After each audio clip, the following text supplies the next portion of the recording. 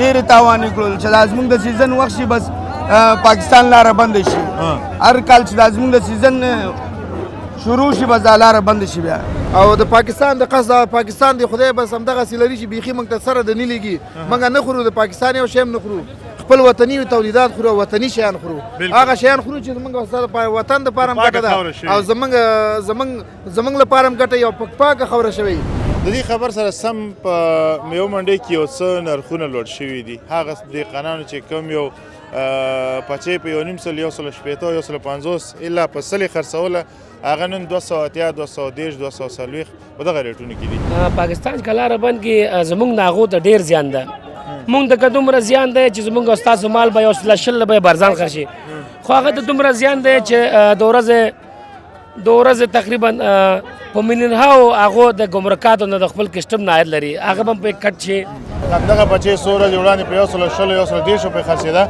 نن لله الحمد دا 280 250 240 په دغه نرخونو باندې خرڅېږي دغه میوې موږ د پاکستان نه بیخي نه غواړو پاکستان دروازه یې داسې بنده کړي چې ته بدي بنده وي که نه موږ د پاکستان سره بیخي نور نه تجارت نه غواړو نه بل څه غواړو فقط دغه افغاني تولیدات موږ غواړو ماشاءالله خو هغه ښه دی بازار ښه دی د پاکستان میوه بنده ده الحمدلله اوس ښه خرڅېږي او خبرې چې دې قیمت ولې لوړ شو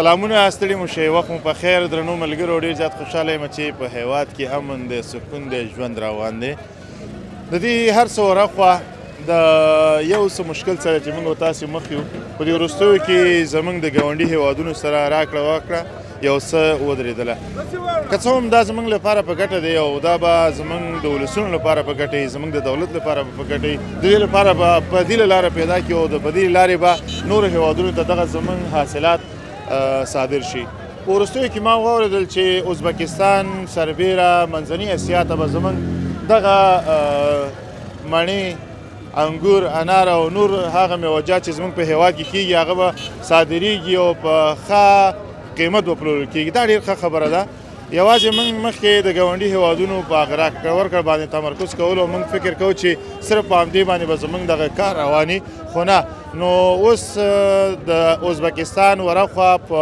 منځنۍ اسیا باندې به زموږ دغه سوداوې پلورل کیږي او زموږ د دهقانانو او د تجارانو هغه ستونزې چې دم ګړی ورسره دوی لاس او ګریوان دي دا به ختمیږي نو راځئ نن ورځ دلته راغلي یو هغه میوجات چې په دې وروستیو کې د ګاونډي هیوادونو نه راګرځېدلي دي او دغلته دي او نرخونه یو څه کم شوي دي د دې انځور اخلو تر تاسې رسوو زه مهراب ګل مخلص او همدارنګه عبدالله دانش را سره دی راځئ مخکې ورځو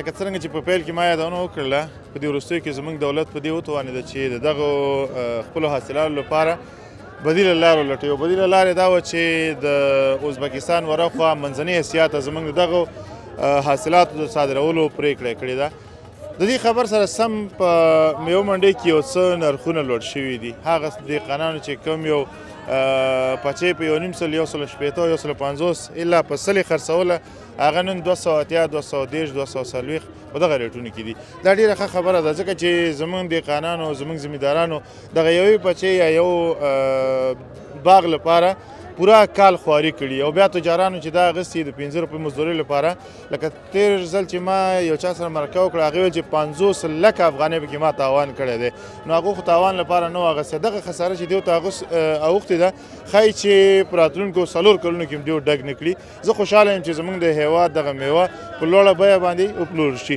دغه ځوان سره ولاړ سلام سلام السلام علیکم خیر الله ژوند چارې شکر الحمدلله دا څه مخته پراته دي دا کیویان دي ورور کیویان دي دا د کوم ځای نه راځي دا د ایران نه راځي څنګه دي نرخونه څنګه دي د دې خو ورور فعلا نرخونه 200 او 900 پورې چلیږي او څو کیلو دي دې کې تقریبا 12 کیلو نن په منډي کې دغه میوه یو څه راخوځېدلې ده دا اوس وګوره هغه ټافي چې ده په 210 خرڅېږي هغه ګولي که نه دا یو وخت کې زما په خیال چې هلته په 120 130 خرڅېده وجه باندې پوهېږي څه وجه وجه خو دا و چې پاکستان په موږ لاره بند کړې او تجارانو بیچارهګان په دې امید چې لاره بند نن سبا به خلاص شي هغه 15 ورځې وځنډېدو په سلهاو ګاډې ولاړول او هغه چې بیرته ورځ تېرېدو سره مال ځان ضعیفوله خرابوله لږ کمزوره کېده نو دغه وجه و چې کمزور مالونه ارزان خرڅېده اوس شکر الحمدلله زموږ استاد تجاران هم پوه شي نور دغه ګاونډي هېواد مونږ او تاسو سره د تجارت لحاظه د خپل دغه کم کړی دی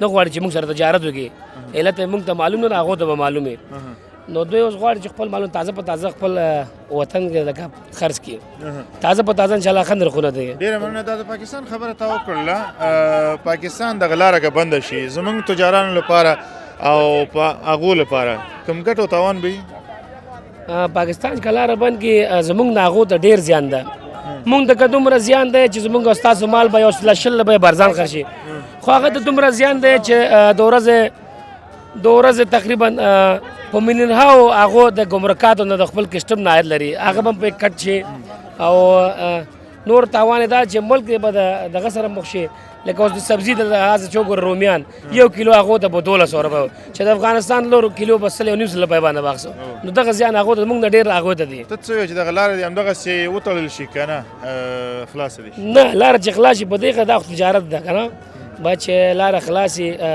مونږ په هغو آباد و هغوی په مونږ آباد دي نو تجارت باید یو کار دی دلته که ستا ورته پام شوی او که نه زه دې ورته توجه راړوم هغه دا ده چې کله زموږ د میوهجاتو وخت شي ورسېږي هغوی لاره راباندې بنده کړي زموږ چې انګور ورسېږي هغه لاره بنده کړي زموږ چې خټکي ورسېږي هغه لاره بنده کړي او زموږ چې انار ورسېږي هغه لاره بنده کړي مڼه ورسېږي لاره بنده کړي خو چې کله د هغو بیا کیله روانه شي یا ام روان شي یا بل څه شروع شي بیا لاره خلاصه شي نو له دې نه دا خبره نه ده چې مطلق یې بند کړو ولا خبره دا ده چې اوس و یو سړی نادان یو هوښیار دا دواړه چې مثلا د دې باید تفاوت دی او همیش دا غواړي چې افغانان ذلیل کړي خو چلا یې نه ذلیلوي په هغو په دې کارونو موږ انشاءالله نه ذلیله کېږو نو هغوی نادانه دي ته غواړې چې دا لاره دې خلاص شي په دې چې زموږ استاد تجاران ته باید ډېر تاوان ورسېږي زمیندارانو شخصي نظر دی موږ یې کار نه لرو خو ښه خبره ده چې وتړل شي دا ځکه چې زموږ دغه بدیلې لارې اوس دغه پوهېږي زموږ دولت د ازبکستان سره د دې قرارداد کړی دی او د ازبکستان له لارې به منځني اسیا ته زموږ د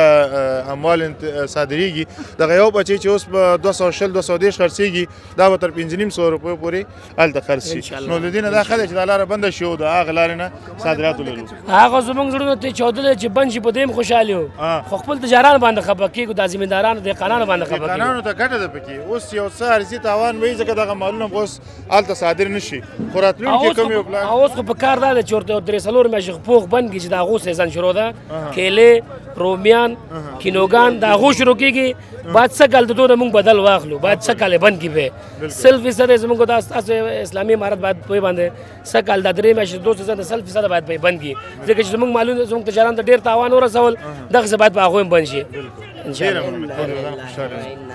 ډېره مننه درنو ملګرو چې راسره یاست راځئ مخکې ورځو د منډۍ د نورو حاله هم تاسې خبرو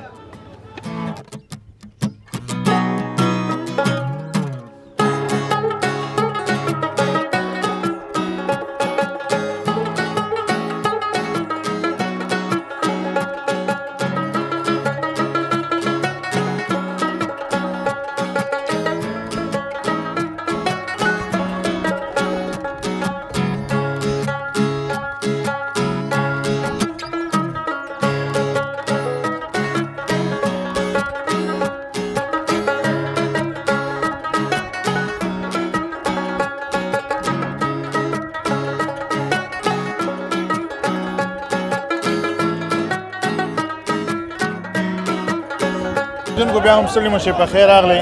انګور د بولي کېږي، دغه ځوان ورته ولاړ دی او نن ښه خبره دا ده چې یو څه لوړ پلورل کېږي.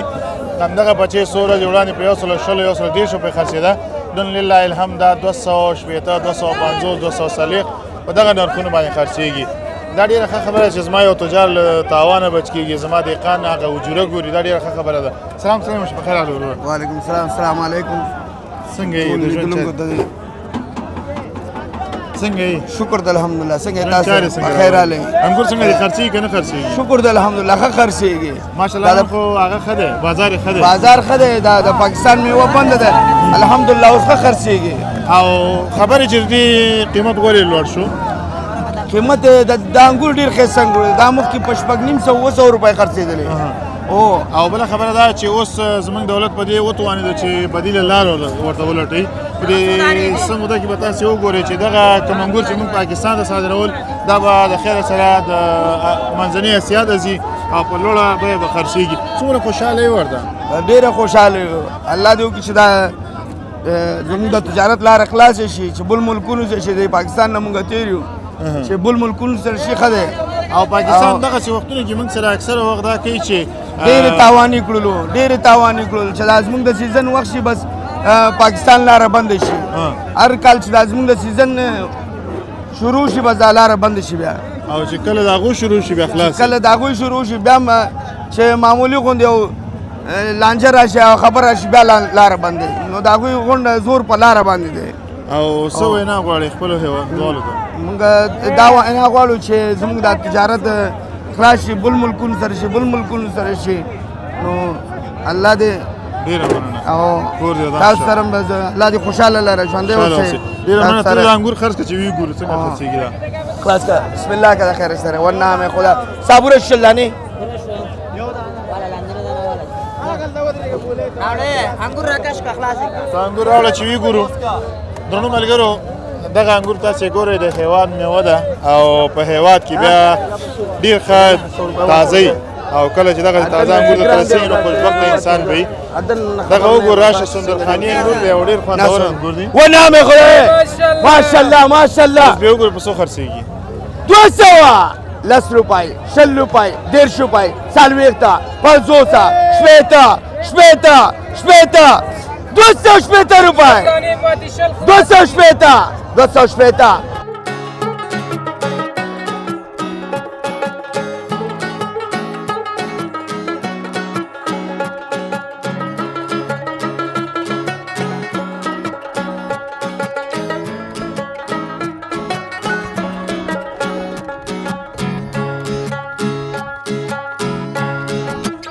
پاکستان د قصد راځه دا غټي وړه راځه.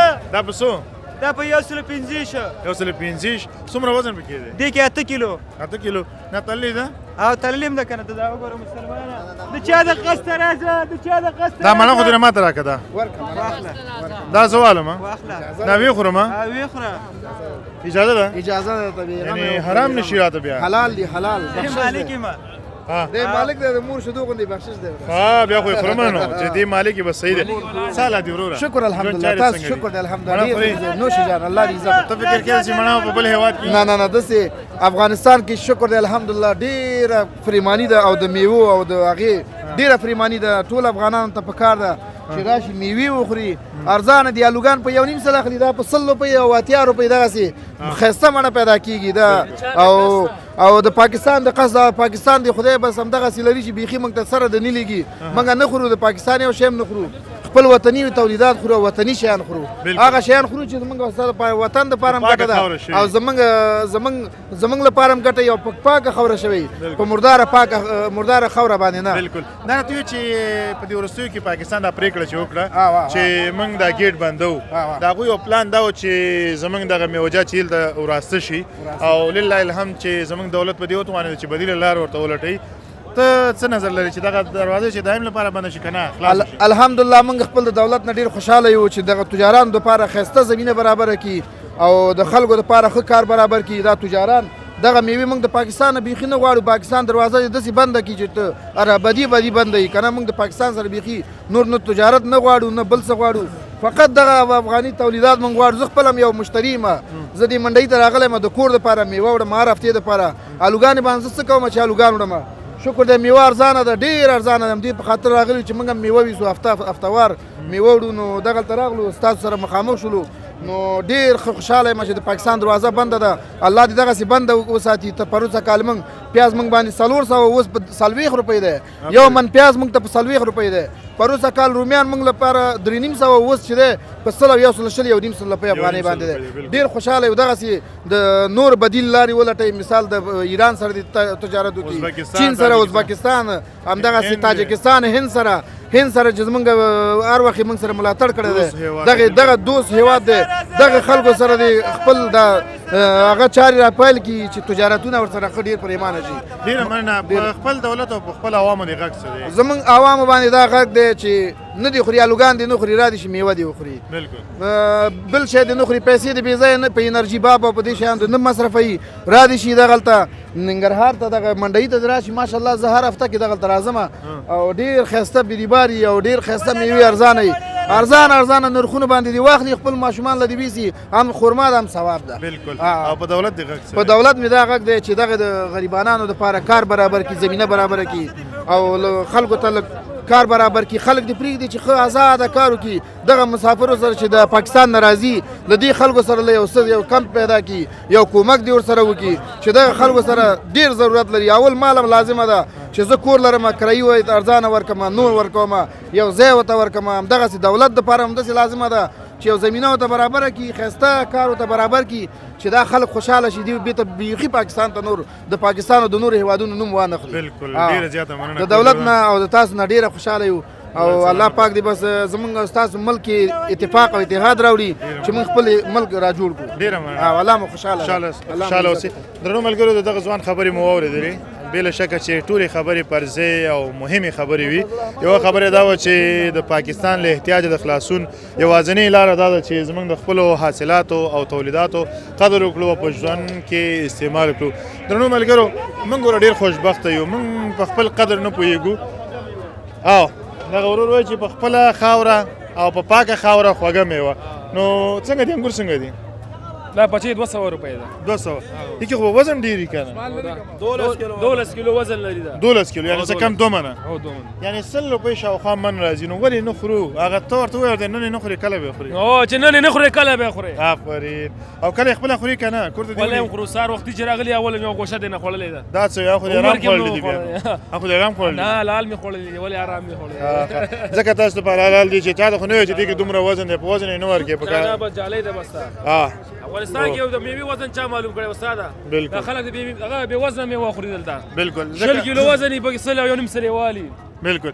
یعنی دومره ارزانه ده. او ارزاني ده پکې ماشاءالله میوه ډېره ده استاده. پوه شوې؟ د پاکستان ګیټ بندېدو وروسته ستا فیصله څنګه ده چې خلاصه دي چې که بند؟ بس خپله خوښه ده که خلاصې هم ښه ده که نه کور یې ودانه که نه خلاصې هم بنده ښه ده. بنده ښه ده؟ او درکسې کیله شته دی وروره. بل نور ملکونه ډېر دي. انډیا زنده‌باد. او انډیا نه افغانستان زنده‌باد. انډیا ولې زنده‌باد؟ نه هلته کیلې دا د شینې خاطره ورلېږي وره د انګورو لګي او کیله هم راغه رالېږي. څنګه؟ زما خبر ته لږ غوږ شه.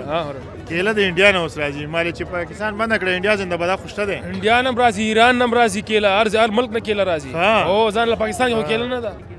نه هغه خو هلته خو شته دی. دلته راته وښیه. دلته خو انډیا نه ده راغلې خو را به شي داسې وایې که نه. وخت پکې راځي. انډیا ته زه ورغلی یم، خپرونه مې وکړه ورسره. صحیح دی، همدغه صحیح ده. هو ستا خبر صحیح ده. ډېره مننه درنو ملګرو چې راسره راستئ. دغه ملګرو دغه مباحثه یې اوس زیاته شوه. نو ډېره مننه کور یې ودان چې راسره وغږېده او دغه مڼې وګورئ. ماشاءالله الله تعالی دې له بدو سترګو وساتي. عبدالله ته راشه. څه شوې؟ ته فکر کوې چې دا به 7 کیلو وي؟ دا 8 کیلو 8.5 کیلو وزن دی د دې. او دا وزن دا په څو دي؟ دا 130 روپۍ ده. 130. ته خو دلته هم راغلی اب څه کنه؟ خو دا هم ستا ده؟ دغه دی تجار اصلي تجار دغه دی.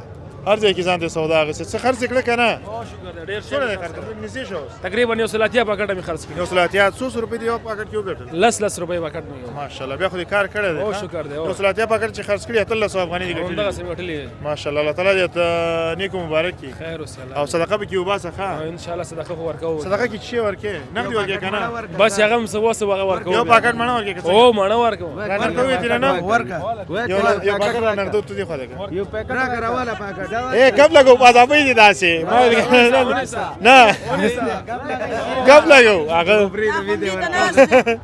نه زنده باد یار آفرین زنده باد تجارت کباډي دی زنده باد کور مودان هر تجار چې دی هر برخه کې چې کار کوي هغه زما په نظر اتل دی ځکه چې هغه د خپل کورنۍ لپاره یو حلاله مړۍ روزي ګټي ډېره مننه کور مودان خوشحاله اوسئ درنو ملګرو له تاسې هم زښته زیاته مننه چې راسره وئ او دغه برنامه تاسې تر دې دمه وکتله زه مهراب ګل مخلص او همدارنګه السلام علیکم زه مهراب ګل مخلص او همدارنګه عبدالله دانش له تاسې درنو اجازه اخلو هر چیرې چې یاست د ژوند په ټولو چارو برلاسي اوسئ الله پامان